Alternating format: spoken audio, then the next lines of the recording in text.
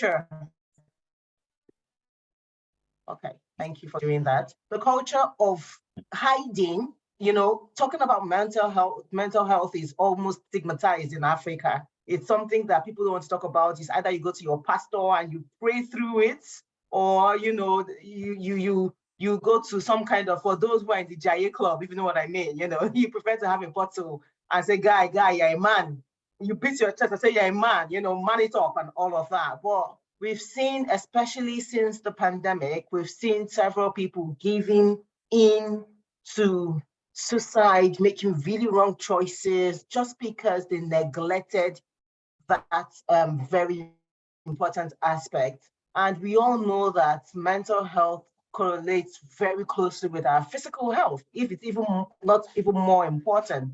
So I'm glad that we have a few people on today, and I really want us to take the time really consider this topic as well as share getting today, so that as a community, you know, we are stronger and better together. In the house with us this evening, we have Gillian Wells. I had the pleasure of meeting her, you know, for a research I was doing, and like I just sat down and listened. Like when I feel my synapses in my brain were just going, and I was like, Gillian, you can't say this to only me. You have to bring this to my community. So Gillian Wells is a registered social worker. She has an MSW and a BSW and BA in psychology, and over 20 years, that's 2 decades, man, of experience working in multiple areas of mental health and well-being with a specialization in trauma. I like especially because she represents, like when I see her, I see myself. She represents my skin tone and can understand my particular challenges as a Black person. Having been a lecturer at both the University of Waterloo and Wilfrid Laurier University in the Faculty of Social Work, as well as having been a mental health consultant at a leading insurance company for almost a decade, Gillian comes with a broad range of experience from the not-for-profit, corporate, and academia. Gillian is a sought-after speaker delivering keynotes, conference presentations, and workshops to a variety of audiences, from the police force to psychiatric conferences. We are honored to have Gillian with us this evening, and she's back in practice, working with high achievers, corporate executives, and athletes, helping them to produce better results in their lives. The part I like, sometimes I call her love doctor in my head. Oh, Gillian, you weren't supposed to know this. Gillian also works with couples and families. She's a sought-after Christian counselor. So she's able to bring in both the Christian lens and the professional lens to give us a real holistic presentation this evening. So thank you very much, Gillian. This session is going to be recorded and shared on our YouTube page, as well as, you know, made available to be with us this evening. Beautiful, thank you. There's a slight delay, so the only thing I'm going to need is, I will need control. Let me see if you'll let me host disabled screen share. Okay. Does that mean I can? I don't think I can screen. Okay, so you're gonna have to let me. Oh, I'm the co-host. Okay, let me try one more time. Let's see. Okay, beautiful. Let's see. And folks will have to let me know. I'll have to get like a 2 thumbs up if you see my full screen. Awesome. Okay, so I can see, Blessing, you stay there so that if I cut off or anything else happens, I can sort of see you in the corner there. So thank you. Thank you for such an enthusiastic introduction. Like, I've had introductions and I don't care for them because I like to just sort of roll and humble. But the way you did it was amazing. It's a small intimate group, but it doesn't matter because it's really, you know, it's the opportunity to just chat. I have information that I always tell people, the best part is, let's have a part 2, let's have a part 3 in the fall, let's have an ongoing conversation. I don't believe information just comes in, then you know it all and that's it. It's the takeaways. And for those who are here, the opportunity to go and tell other people. So thank you. So the time we have, so last thing, I'm going to get you to keep me honest on the time. Because again, I can see you, so may want to wave me when I've got about 10 minutes left, but I think I should be okay. So why does your mental health matter? Let's see. Okay, so for today's agenda, we've already done the who I am, but you'll hear a little bit more about me, why this conversation is so important. What is this thing called mental health? What is therapy? And why you should actually care. Like I said, it's interactive. I'm going to go up until about 10 to, if not quarter to. I'm a really fast speaker. I'm going to try and slow down, but I can't see everybody. It's a little bit harder. So feel free to come off mic or just wait for the Q&A, write down your ideas and questions and thoughts. So I had such a beautiful introduction. Hold on, what's going on? Oh, there you go. Again, there I am, 20 years of experience, community, not-for-profit. You know, the beauty about years of experience as a therapist, it's like wine, you get better. You get better because as you get older, you have a lot of lived experience. You get to reflect back on it. And this is not any disrespect for anybody who's young and coming out of school, but I remember when I just graduated, I didn't know I knew my theory, I knew what school taught me, but when you're talking about mental health and you need to know about life, you had to have had some life. I'm a mother, I'm married, all sorts of those ups and downs, because you blend it in like spices in a good food to make the food even richer and richer. So like said, I do individual, couples, and family counseling. I think that's really, really important because you get a lot more individual. Couples and family are a little bit harder to do, which is why you don't get that many people do it. I will have to say, anything I share is private and confidential. So just let you know is that I do see clients throughout all of Ontario. So I may tell a story, but it's so vague that you wouldn't know who it is. But I will say in terms of the Black community, I think the best treat I've had was working with an entire family. Parents who are like, oh, my father would never do therapy, or no, that an entire family. And they came out so wonderful afterwards. So individual, couples, and families. So let's get going on this. Okay, so what is this thing called mental health? I mean, who has not heard or seen something about the pandemic, Bell Mental Health Talk, all sorts of stuff. But here's kind of my own version of it. Mental health and well-being are closely tied. It's a health condition. It's the health of your mind. It's just located in your mind. If your body can be unwell, well, think about it this way. So can your mind or your mental state. I tend to use the word mental health and well-being versus mental illness. I think sometimes there's just a bit too much stigma related to mental illness. So I always talk about health, because you can be healthy or unhealthy, or you could be healthy and become unhealthy, and vice versa. So that tends to be my word. So why are we talking about this today? Let's just talk about what we're up against. Racism. Can we talk about the cost of living in Canada that is exponentially blown? Talk to someone who's trying to buy a house and has to bid $150,000 over. Workplace stress. There's all this conversation about how the workplace is supposed to take care of us. And I continue to hear performance reviews, how direct leaders talk to people, colleagues who undermine. Being a new immigrant. And here's the word, new is really relative. I'm sorry. New can be weeks, months, sometimes it's years. And especially you'll notice in the center there, you probably wonder why I wrote that. New community, German Mennonite. I tell people, so I'm actually not from here. I'm from Montreal, in terms of a little bit of a background. My parents are from the Caribbean. They had me born in, my brother and I, in England. I was raised in Montreal. I came to Kitchener-Waterloo. So quite a rich background. But if no one's ever told you, being in a German Mennonite community, that's so rooted. There's so many cultural pieces there about that define Kitchener-Waterloo as opposed to a Toronto or Mississauga, okay? Let's talk about loneliness. And when I say loneliness, I also add that to being away from familiarity, the familiarity of your family and friends, extended family and friends. Along with that, how about aging family members? Those who have aging parents and grandparents and aunties and uncles back home. And we know what happens year by year as they get older. Racism. Adjusting to life in Canada. There's a lot of adjustments. Racism.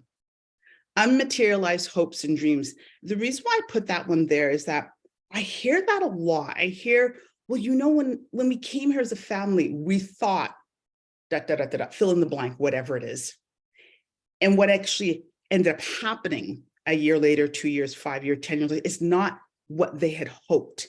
And dashed hopes can be very hard. And racism. So you'll notice racism comes up. I actually, when I first put it in there, I put it once, then I put it in all four corners because it's almost like you can't get away from it. It's everywhere. So I just plugged it in everywhere. And you add that to workplace stress, being a newcomer, financial stressors, unmaterialized hopes, being away from loved ones and family and friends. And you see why we do need to have the conversation about our mental health. So I was able to find some research. There has not been a lot of research. COVID usually is the thing that instigated so much research. And it's a bit sad because it's almost as if saying that as a community, as a population, we have not been almost worthy enough to sort of investigate and get stats. But so literally when I Google over and over, and I don't mean American stats, I mean Canadian stats, and there's not that much, but this one did come up. And it's by the Mental Health Commission of Canada and Health Canada, and it covers research between the years of 2018 and 2020. And I just want to share a little bit of snippets for you. So it was called Shining a Light on the Mental Health in Black Communities. And what it says is the Black population in Canada has doubled in size. There are, you know what, my screen's slightly cut off, so I do apologize. Let me see if I can move this over. Give me 1 second. I want to see if I can move this out of the way because I'm getting a little bit of a cutoff. Okay, there we go. Are now close to 1.2 million Black Canadians representing around 3.5% of the total population. Yet, Black individuals face disproportionately high rates of discrimination and racism. As a result, Black people experience alarming and disproportionate rates of psychological distress and mental health symptoms and illnesses. For instance, rates of depression amongst Black individuals were found to be 6 times higher than the general population. When I was reviewing this information, I underlined psychological distress. And why? Because this is what we're up against. If you think of this is what we're up against, there's no surprise that we have higher rates of depression and probably likely anxiety and other mental health conditions.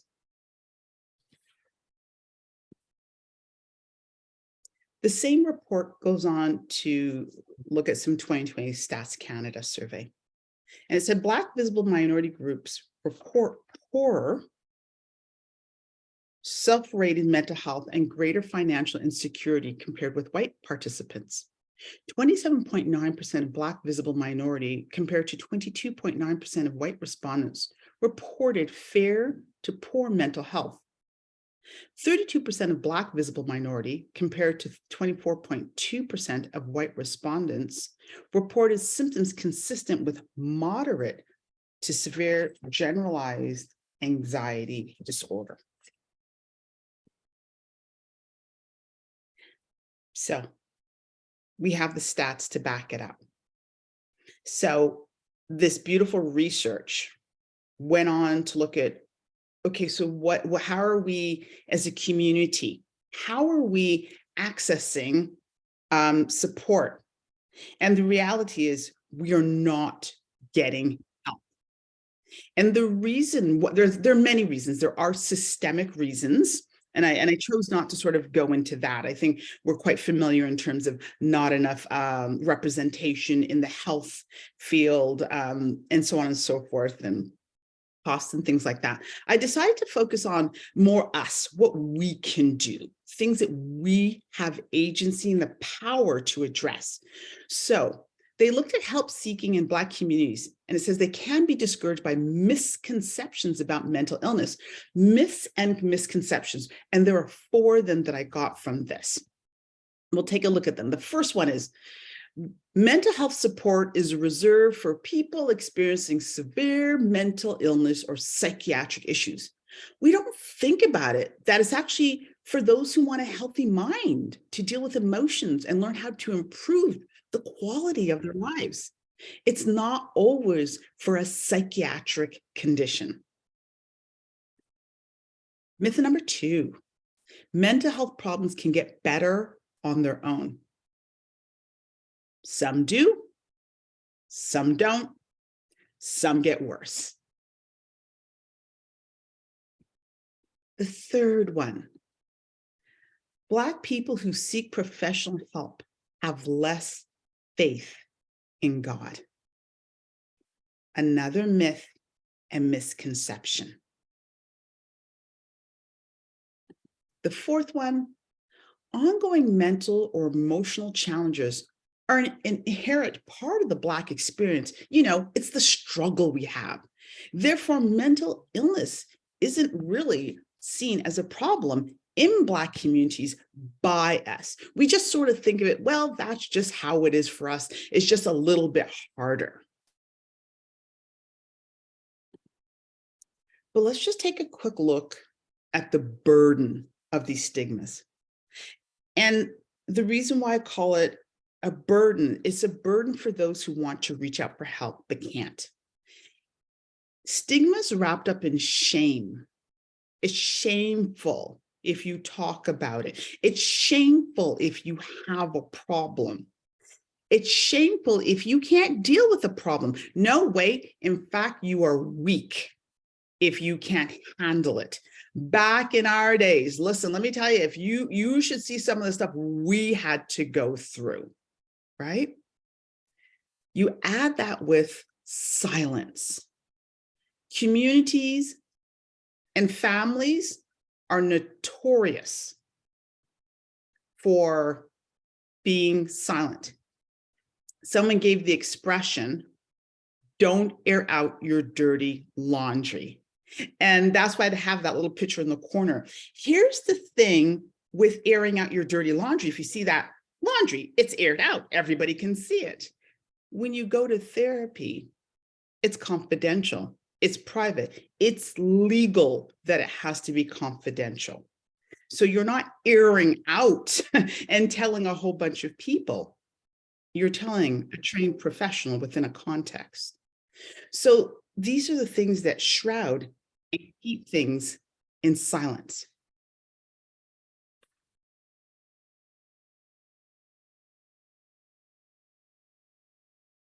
So if we're not, if statistically, because of all the things we're facing, we have the real struggle with mental health and seeking therapy, and we are facing all these things, and because of stigma and belief, you don't go talk to people, we're not doing that. What's actually happening to our communities, our family? We're stressed.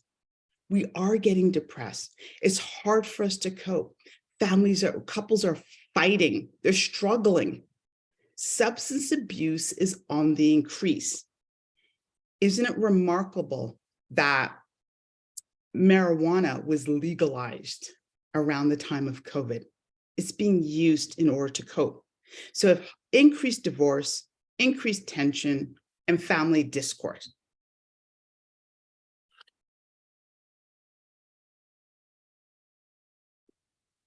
So what is this thing called therapy? This is really my favorite part, I really think, is demystifying. It's actually not even demystifying mental health, because I think everybody can go find what they need to find in mental health. People are so, what actually happens in therapy? What goes on in therapy, right? Now, therapy, I'll just use the word therapy, is interchangeable with counseling, interchangeable with psychotherapy. Okay, they're all interchangeable words. So let's start with what I don't do. So as a therapist, you're not going to come into my office and lie down. There's no couch, there's no lying down. We don't have to go back and talk about your childhood. We don't have to meet every week. You don't have to go to places you don't need to go. See, it's this stereotype, it's this misconception, it's this idea in our heads what it looks like.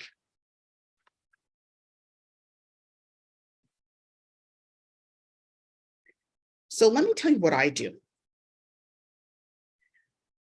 If you look at the pictures, sort of like the top left-hand side, people come to me and like stuff is just mixed up and all bottled up in confusion in their heads. And when we talk, it gets neatly organized.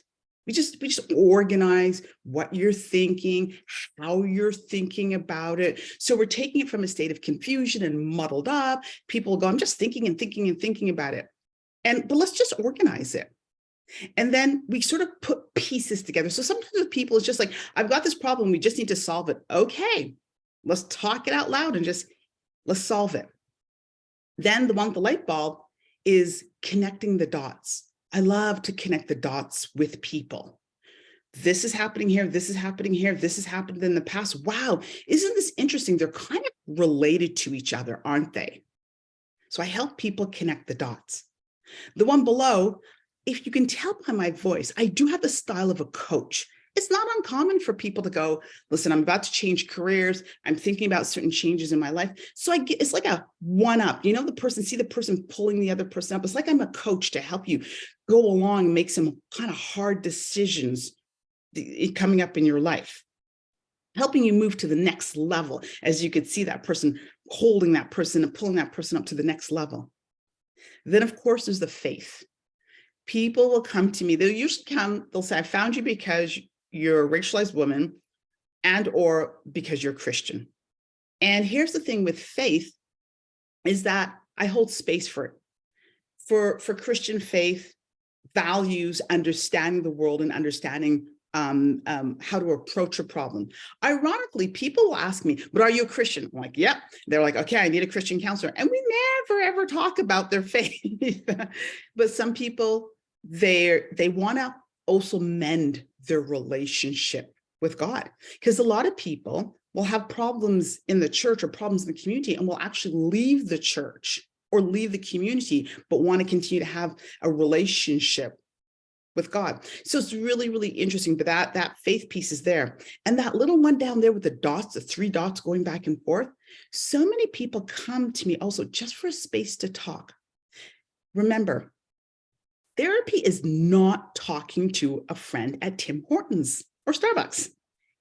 It's confidential. It's objective. And the person that you're speaking to, you know, your years of experience, helping people out with blind spots, things that you may not be aware of, you just do over and over and over again without really keenly understanding why. So if I had to think about therapy, if I went back, my therapy doesn't look like that. My therapy looks like this.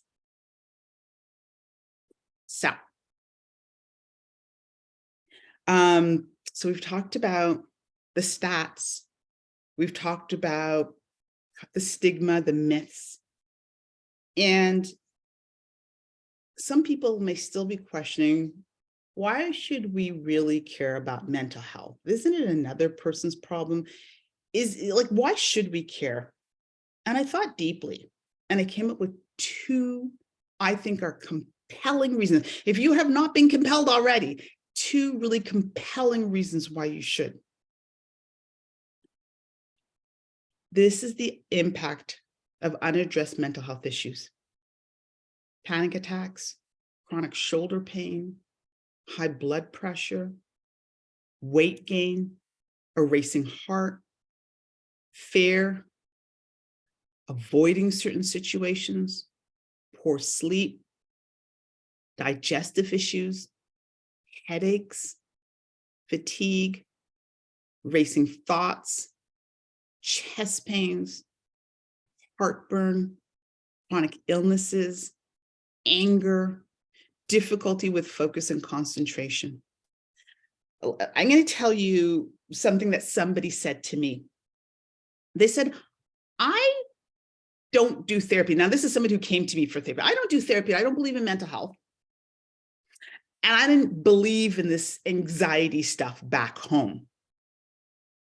But when I came to Canada, started to work and started to feel the pressure, the toxicity in the workplace, the financial pressure, raising children in Canada, and all these things, relatives back home getting sick, and especially things around work. This person said they would wake up not wanting to go to work. Her heart would start to pound. She would sweat and have headaches and almost feel nauseous before even leaving to go to work. So this is not whether you believe in mental health or believe in therapy. I always tell people, this is not Santa Claus. This is not about believing. It's a real thing. It's whether you're willing or whether someone's willing to address it. But this is how it gets manifested in the body. And if you want to know why, just a reminder, remember what we talked about? The psychological distress. This is the same slide over again. So when you think of why is this happening, look to that. And if you have this going on, it's likely you might have one of these things going on. So that's really one reason that I really want you to think deeply about addressing mental health concerns. The second reason, really dear and near to my heart, is think about your coworkers, thinking about the members of your faith community, think about your loved ones and your family members. We need to take care of us, our community.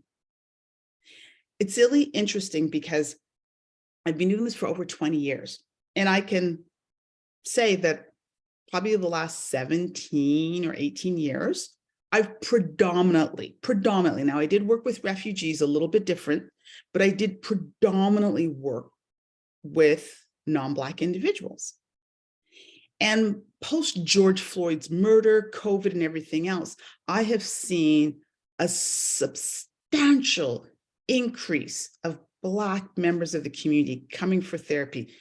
Black young people, older, couples, mother and daughters, husbands, as well as family. Because I think we're finally realizing, and it warms my heart, because I sort of think if we have been so slow in getting the assistance and well-being that we have needed for so long. So this is not about trying to ignore it or push it down, but truly each and every one of us investing in the community. Think about it another way. Therapy is may not be for you. Therapy is not for everybody. But if you know somebody who might benefit from talking to somebody, just talk to somebody different. Here's a different objective. You have talked to everybody in your family, you talked to everybody at work, you've talked to your pastor, your minister. Talk also to someone else to get a different opinion.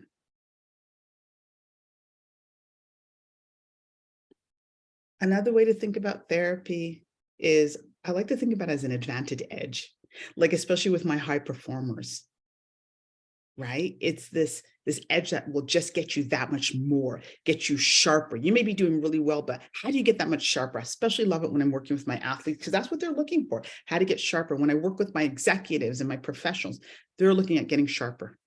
Another way of looking at it, it's another tool in your toolbox. Prayer, Bible devotion, talking to family members, exercising, taking care of your body, therapy, another tool in your toolbox of well-being. And finally, a place to go to just to figure things out. How to make sense of stuff. How do you manage relationships, managing stress at work, overall improving the quality of your life? I thought I'd throw this one in because someone had mentioned I should probably include this in a presentation. How do you find a therapist? Usually Psychology Today is the go-to. Psychology Today, and you put in either Cambridge, Kitchener, Waterloo, wherever the case may be. Google counselors in your area. We were just talking that there are more, not a whole lot, but there are more Black male and female counselors in the Kitchener, Waterloo, Cambridge area, Waterloo region. Read their profiles carefully. See if that's what you want. Ask for an initial consultation. Usually you get 50 minutes or 30 minutes, no charge, to see if you guys are a good fit for each other. Make sure you feel comfortable. If it doesn't feel right, find another therapist. It's okay to change therapists. I will have people say to me, well, I saw someone for like, this whatever length of time and it was horrible. Why? You wouldn't do that if it was a restaurant. You wouldn't go back to bad food, or you wouldn't go back to someone who did your hair properly. It's the same thing with therapy. It's okay to say, this is not a good fit for me. So as I wind up, what I want to say is that I want to thank you so much to prioritize the importance of your Black mental health. So I made this a very intentional, short and sweet presentation. And I am hoping that I'm going to stop sharing, I think, to clear the floor. There's my contact information, and I will email the, well, it's already being YouTube recorded, so everybody can have it. So feel free to reach out with an email with a question. And I'm going to stop sharing, if that's okay. That's okay, Gillian. Thank you so very much for being with us, and sharing from your wealth of expertise, because some of the things you hit on is like, honestly, you kind of understand where the pain points are coming as a new immigrant with hopes and aspirations, and it not being necessarily fulfilled, facing racism, struggles, trying to make things work, and then having to remember and support people back home. Like, now I understand where all those pain from the shoulders were coming. I know that we hear stress eating, for us females, we have to deal with child rearing, like hyper-vigilancing, because kids are out there, they can be targeted. There's just so many things. And then we turn to things like cannabis. Like you said, it was interesting that they legalized it, during the pandemic, because people were using it as a method of coping. Stuff like this we didn't necessarily have access to back home, but now it's, everywhere. And it's just so easy to make a wrong choice and send your life down the drain. So, Gillian, this is really helpful to really break down those stigmas and say it's not a shameful thing to seek out therapies, to just sit down and find that safe space to declutter your mind. The same way we declutter our rooms is, also a fantastic way to declutter our mind.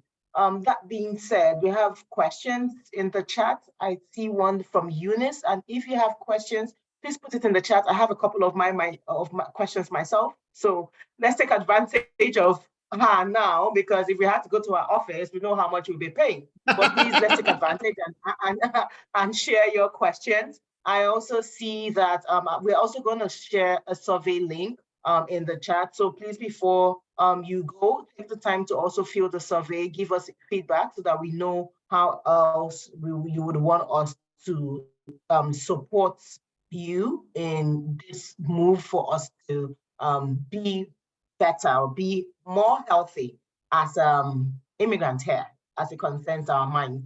So Eunice asked, you said it's your health, but located in the mind. Or Eunice, do you just want to unmute yourself and take the floor?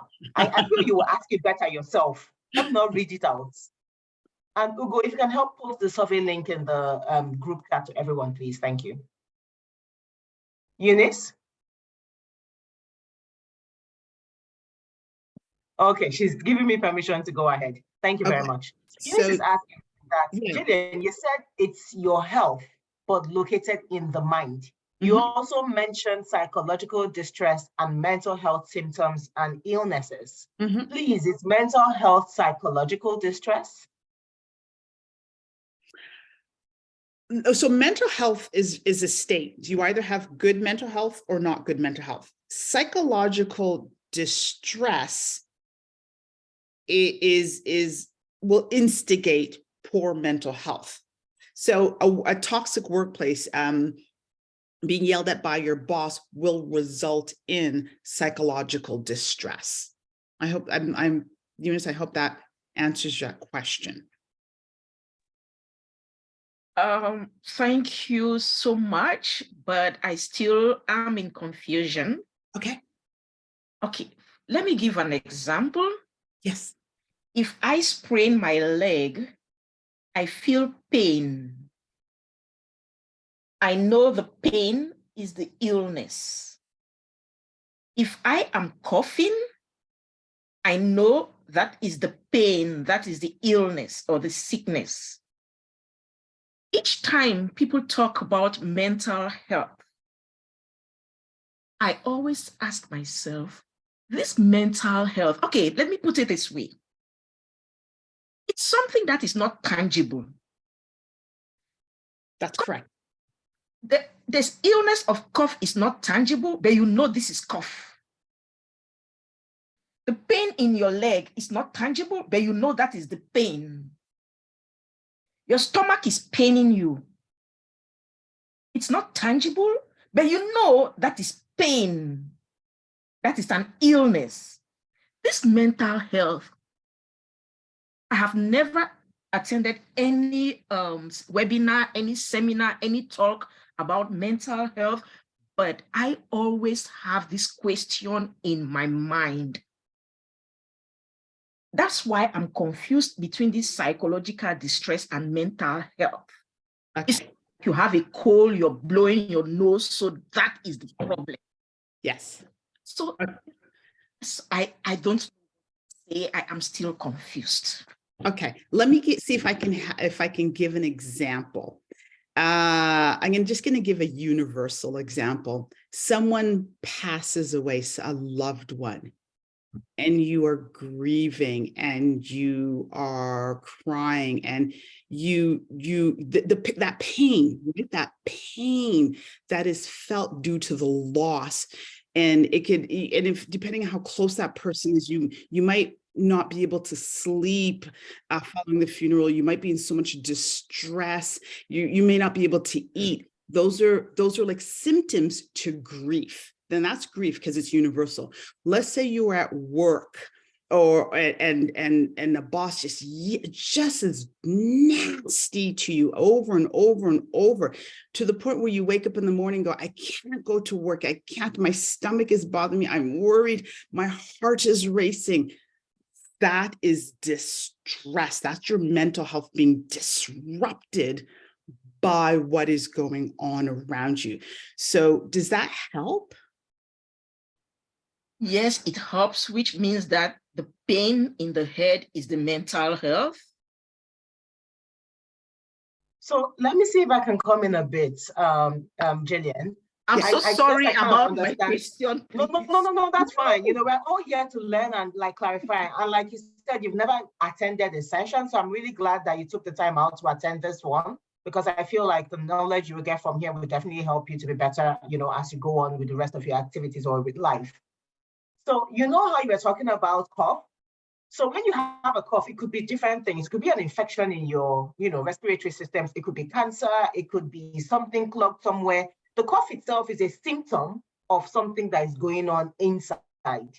Now, when you're having panic attacks, digestive issues, like even that stomach ache that you talk about, could also be a signal that something is not quite right with your body.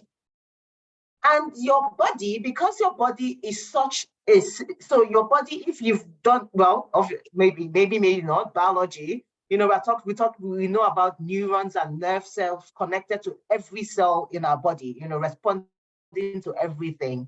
And those neurons carry some kind of charge, electrical charge and stuff like that. So imagine there's a short circuit somewhere.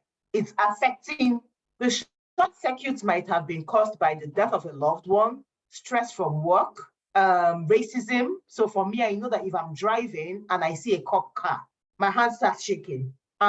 Like I literally have to pull over because I've had police trauma in the past. So for me, I recognize that and I'm able to because I know that my mental health I've worked with people to say, these are the situations, these are your triggers, these are the responses. How do you manage it? So therapy and talking about our mental health is helping us to understand what are the situations that make us not perform optimally, where short-circuiting occurs in our mind that triggers some other symptoms that manifest as cough, panic attacks, sleeplessness, poor digestive issues, lack of appetite, or stress eating, or whatever. All those are symptoms, but the main cause issues are the mental state that's saying something is short-circuiting. For some people, there'll be an so someone just says, what's wrong with you? You start shouting. There's an extra response that normally shouldn't be, just because you're carrying some kind of pressure and stress. And so what Gillian is encouraging us today is help identify a therapist, a safe space that you can talk through some of the issues, like, oh, these are the symptoms, and then they start to try to navigate to unravel the puzzle in your mind so that you become, everything becomes smoother and you're able to make rational and logical decisions that increases the quality of not just your life, but the quality of life of the people within your sphere of influence, like your partner, your family, your co-workers, and people in your community. Gillian, I hope I was able to explain. Oh, you did lovely. I'm perfect. It was wonderful. Thank you very much. Do we have other questions? Gillian, I have a question for you, if you don't mind. Sure. I know that from a faith background, we are constantly encouraged, talk to the Holy Spirit, pray about your problems, look to Jesus. And I'm really glad, obviously you're a therapist with a Christian background. And so some of the things are not unfamiliar to you. What is the place of talking to our pastor and, faith and praying through our struggles versus or vis-a-vis seeking therapy, seeking help?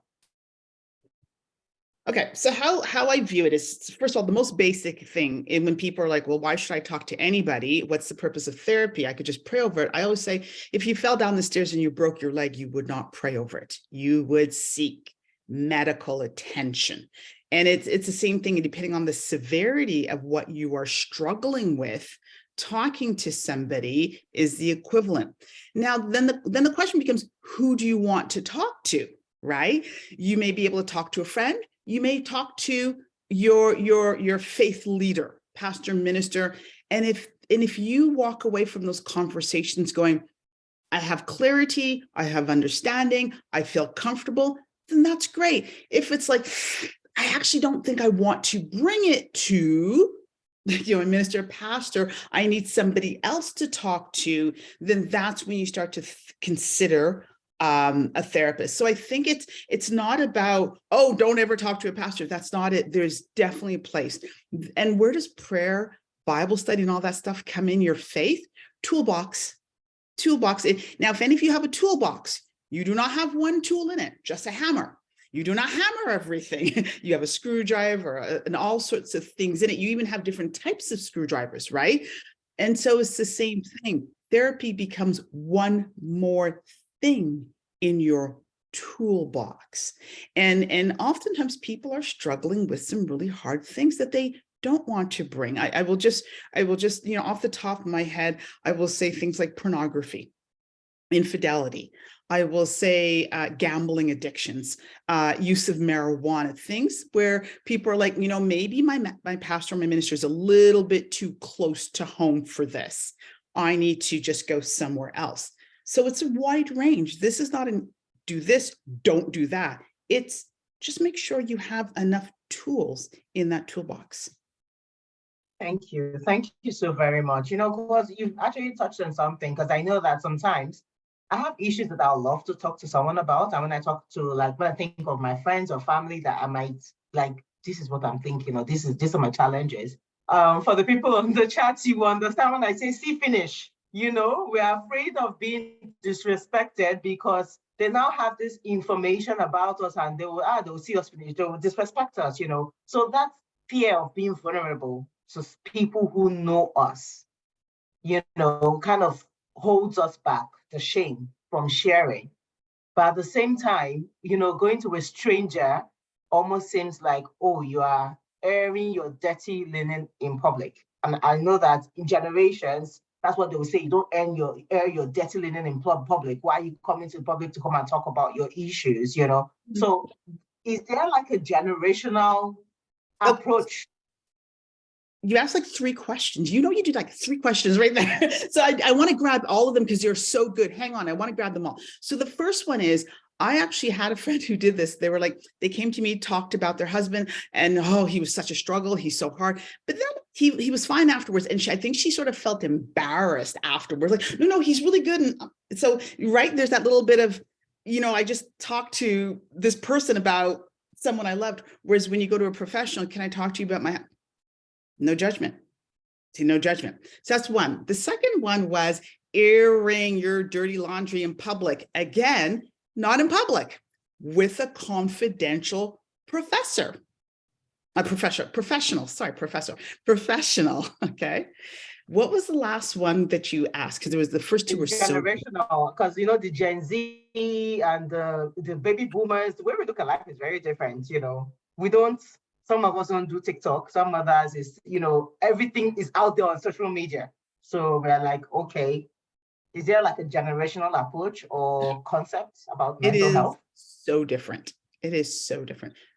The generation that's older, no. Do you know what we've gone through? No, we're fine. We're good. This generation, blah, blah, blah. The younger generation is like, I am so self-aware. You're gaslighting me. You're not hearing me. I'm experiencing anxiety. They have a vocabulary that will blow you out of the water. So generationally, when they all come around the dinner table, I don't even know how they do it because it is a really big difference. It is a very, very big difference. So what I really enjoy, and I've had some younger generation, and when I say younger, I don't mean like even teenagers. I'm talking about 20 and 30-year-olds. We'll put some context around it, okay? We'll leave the teenagers out of this for a bit. Young adults who will bring their parents into therapy, and it might be a mother and a father. A daughter and a mother, or even a son and a mother, and to close the divide. I love that. It's to close it. So I get the younger generation to understand that what the merits of what the older generation are saying. But I also get the older generation to hear the difference of what the younger generation is facing. And so it's gently bringing the 2 together to repair relationship. Because at the end of the day, that's all it is. It's not you're right and you're wrong and you need to do this. It's both of them coming together so that they can have a really good relationship. Thank you so much. Thank you. So Eunice has her hand up again. Okay, thank you for giving me the opportunity to ask my another question again. So for somebody who has no mental health issues, has never had one, what can the person do to never, ever, ever, ever, ever, and find herself in a mental health situation, a mental health problem? There is no such thing as never, ever, ever, ever, ever. It's like saying never, ever, ever having a cold. I would love that. Here is the thing is, you could have a beautiful childhood, beautiful marriage, beautiful kids, and there's a car accident, right? Or you're going along and your child has a racist encounter with the police. I think it's really more about, I just don't think there's never ever. I'm not sure. I think what we can do is, the word I like to use is mitigate it. So if there is a bad situation, you can rebound. It can buffer. So, okay, yeah, it was a bad situation, but I'm still able to cope. I still feel good. I'm taking care of myself. Woo. So they're able to keep themselves feeling good, even though they've had life situations. Because we know as long as we're breathing, there will be problems. It's how you get through them. So does it mean that every one of us in one stage at one point in time or another, we've had ourselves in that situation where we've had mental health issues without realizing? Yeah, potentially. You can have a mental health issue for a couple of days. Okay, thank you. You're welcome. I saw something in the question in the box, if that's okay. It's Prince. Emmanuel has his hand up. Oh, sorry. Emmanuel, go ahead. And then there's a question by Prince. Okay. Thank you very much for the time. And lots of knowledge you're actually giving to us this evening. In response to the last lady that spoke, I just wanted to add that because of our culture, a lot of us suffer from mental illness without noticing, without acknowledging, and without accepting. So we just think it's a way of life. We think that it is we can handle it. But what happens is later in our as we grow older, the symptoms gets it's like you getting sick and you're not taking the right medication, right? It's going to escalate to something that could have been maybe mitigated or controlled, or the effects would have at least been reduced. So I don't know how to say it to you, but I don't think there's anyone in this world who didn't have or who would not have a mental issue or mental breakdown or mental something. Not you mustn't get like mentally ill, but there must be, you would have that break. Even Jesus Christ had the point he told his father, "Oh, but if you can take this away." But cried until his sweat became blood. I mean, his tears became blood. yes, that is serious something. Try to imagine that kind of cry. That means he was really pained mentally, physically, and spiritually. So the truth about it is that a lot of us need to attend more of these kind of sessions, and honestly visit the therapist from time, even when you are everything is so rosy. It's good to talk about it. And sometimes they say that a pride comes before a fall. So sometimes being excessively happy can even be a problem. Thank you. Thank you. I just want to get to Prince's question. Thank you so much. I'd like to get to Prince's question because it was there in the box. It says, what should I do if I'm worried about a friend or relative? I think if you're worried about somebody, talk to them and say, how are you doing?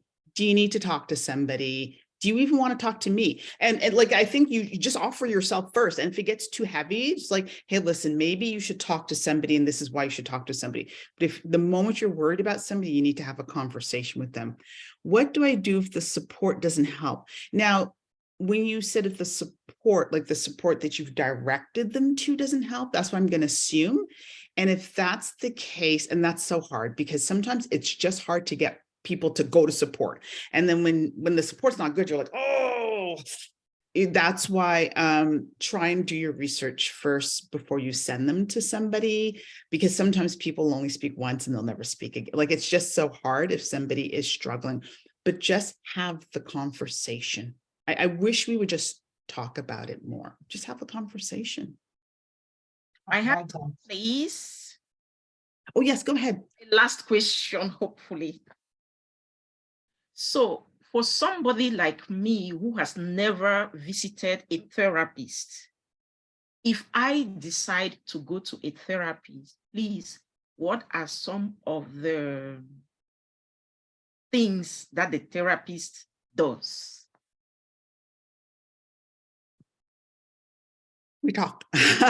You always, so we just talk, like literally what I did today is just like therapy. Hey, here's some information. Did you know? Do you have any questions? Because the therapy is guided by you.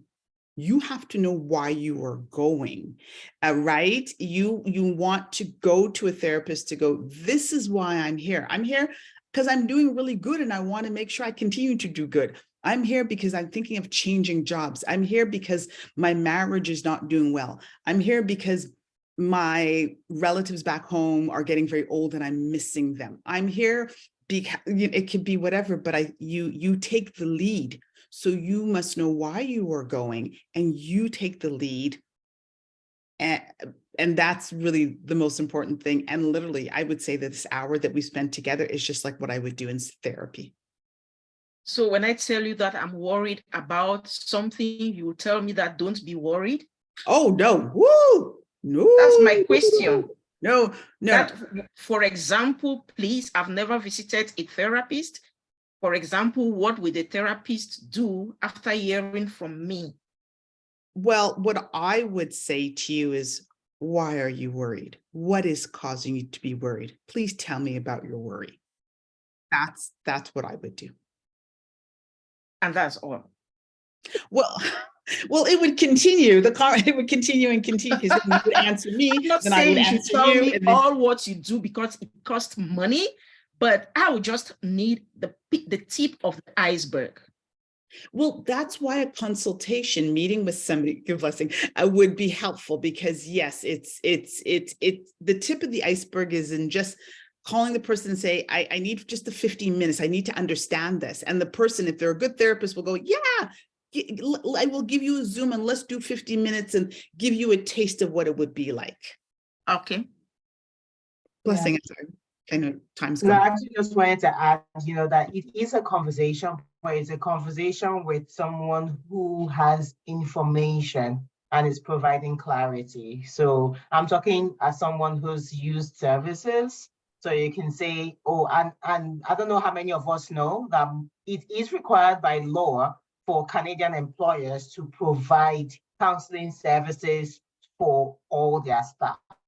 If you know, you actually can, I think it's EAP, Employee Assistance Program, and it is part of the benefits that by law you have access to. So you can actually just try and say, oh, let me use this and visit one and see what we're going to talk about, And so if it's something like a worry about, like, I'm worried about my weight and I've tried everything, it's not going, and they'll be like, so why is this a worry for you? Is it a self-identity issue? Is it a body image issue?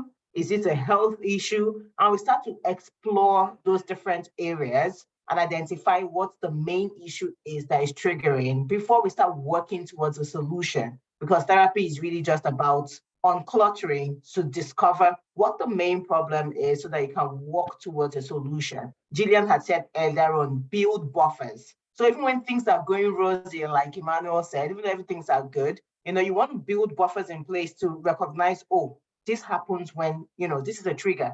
And this is what I need to do to make sure that I don't go the other way. If this is what's going to happen, maybe if I start to notice these symptoms, I should stop, take a break, and take care of myself. That's my body warning me or something. So it also helps to build buffers. So Eunice, I would encourage you, find out about your organization's EAP program, Employee Assistance Program, and just for a laugh, visit and say, I've never been to a therapist and I want to see what it's about and I want to have a conversation. And you might be pleasantly surprised. Please, thank you. You just reminded me we have one which I have never used. Now I know why we have one. And so I will try to use the services to understand what they do, and it will help me. Awesome. Thank you. Thank you. There's one Thank question. you for reminding me that we have it. That's a great session, Blessing. I have the one last final question, and I think it's a really good one. I want to make sure it's in the chat. Also came from Prince, and it's about the impacts of mental health medication on our well-being. Do they really help to cure, or would you recommend just therapy? Medication's a really big question. You have to talk to your doctor about that. Medication has side effects. You need to know. Medication takes about 4 weeks before it actually gets into your system and has effect. And no, it does not cure. The cure is not a good word with mental health. We don't use it with mental health. I think there's other things you can cure, but cure not, because sometimes when people come off the medication, so if you're on medication for anxiety, it controls the symptoms. But if you get off of it, the symptoms come back. So it dampens it because it's different in terms of why. So we don't use the word cure. The best, and every case is very unique, and this is a medical area. Oftentimes, for example, for major depression, both medication and therapy are highly recommended. So that's why it's a difficult question, because someone may have workplace stress and does not need medication. They probably just need to talk about the workplace stress. If there was a racist event, I would imagine you only talk therapy. If you have schizoaffective, bipolar, if you have any of those organic ones, you likely need medication. So that requires a conversation with your doctor. It was a great question. Thank you very much, Gillian. Thank you for everyone who joined and shared questions, and we're able to learn from each other.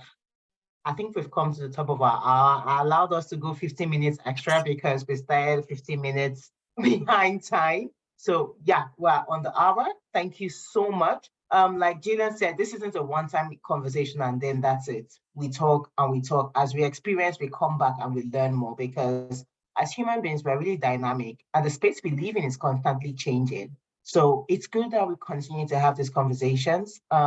I imagine that being a Saturday, being a new month, a lot of people are out and about with their chairs and were not able to join us today. However, we'll make this recording available. But within our different spheres of influence, I want to encourage us to be great, show grit, resilience, empathy, appreciation, and thankfulness for life. So thank you all for joining. Please complete the post-event survey. Give us information that will help us to serve you better. Gillian, you have been amazing as usual, and I hope that we find favor with you so that whenever we have a situation, I mean, as one of the administrators of the Nigerians in the region of Waterloo, the group, we constantly have situations where they call on us to say, oh, there's a Nigerian here that's having an issue. There's, can you guys go talk to them? And I find that, first of all, as leadership, we are not as equipped as possible to provide the kind of support where we could. And number two, the shame and stigma and all of that about talking about mental health is something that within our community, we haven't fully addressed. And so I want to have your acceptance or commitment that we can call on you and send some people your way to say, once we've confirmed with them that they're willing to talk to a therapist, can you be one of our professionals that we can direct people to say, hey, talk with Gillian? I think we can definitely have some discussion on what that looks like. I have to admit, I will not lie to you. I want to be very honest. I'm packed and full. So sometimes people approach me and they're like, well, when can I see you? And I'm like, May. So just perspective that, and so I'm trying to navigate how it can be more readily available, but I think definitely let's have some discussion on what that could look like. But I like, somebody called me the other day and I'm like, I can't even pick up my phone. That's how I go till 9 o'clock at night, sometimes straight through, but I definitely want to be available. But maybe it could be something systematic, so I'm not letting you wait for me. Does that make sense? Mm-hmm. Something where we can. It does. Yeah. And it leads me to the next thing. Are there quick resources like checklists or stuff that you can maybe lead us, direct us to, or make available to us that could help, like first aid? Yes, definitely. I can send that to you your way and you can distribute it. Yes, because that is, what's the hardest thing that you're saying is that there's not a lot of us. There's not a lot of us, so the demand gets very high. And because I see people from Ottawa to Newmarket to the GTA to Windsor, plus Kitchener-Waterloo in my office, you get this one, now there are different people. So let's work together. I can get you some resources for sure. But yes, that's another discussion around having our kids go into the work.